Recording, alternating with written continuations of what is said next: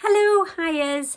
I really hope you've had a good week. This is the second week of pandemic. It's mad how in some ways time goes really, really fast and then it goes really slow. So it's almost like I can't believe it's been 2 weeks and yet I can in other ways. So I do hope that you've understood the sick rows and that you've been finding that these lessons are hopefully increasing your understanding of some of the major issues.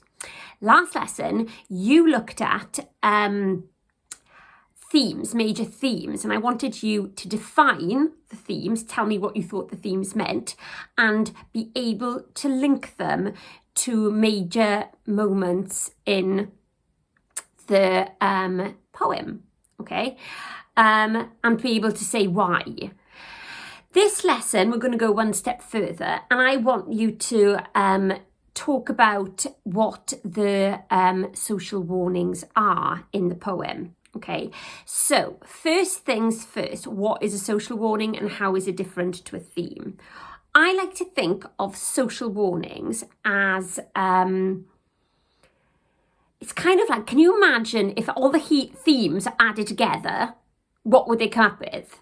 If you added together violence and you added together love and you added together morality, what would that be? That would be Blake's social warning. Because obviously when a writer writes a piece of literature, okay, they usually have the back of their head like a social warning they want to get across.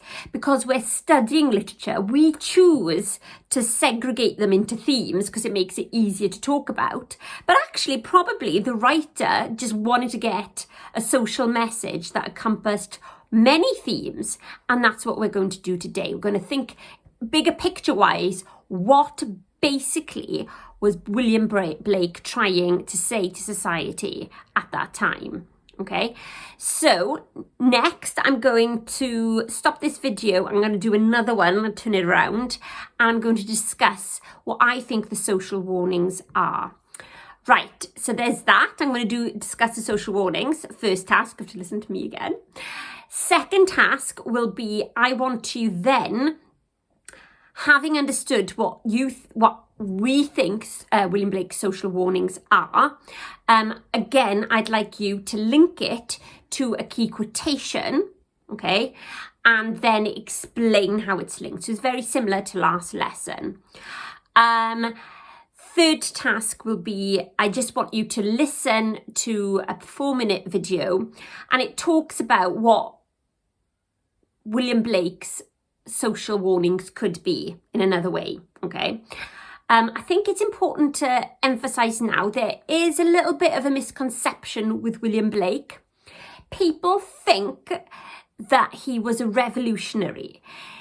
Now, he wasn't. He was a radical. A radical means he wanted to completely transform the social system in London, in Britain. He thought it was incredibly unfair, and he would have been one of these people that protest, but he didn't want to rip it all apart, society structures, because he'd seen what happened in the French Revolution. He didn't want that. He saw the horror. Maybe at one point he did, but he was kind of a mixture between respecting what we already have and wanting it to change radically. That does not mean he was a revolutionary. Maybe he flirted with the idea at certain parts of his life, but certainly when he wrote The Sick Rose, you would be wrong to say he was a revolutionary, but right to say he had revolutionary sympathies. He's more a radical. Okay, sorry, I hope that hasn't confused you. Right, then listen to that wee video, and the third task, I want you to explain that bit in your own words, whether you think, having looked at everything, do you think that William Blake was a radical or a revolutionary? Okay, so a wee box explaining that. Right, so those are your 3 tasks today. I hope you have a good end of the week, and a good weekend doing nothing, which is the same as what I'm doing, by the way. Okay, and I shall see you on Monday, where we will start the process of how to approach a 45-minute essay. Have a great weekend, folks. Bye.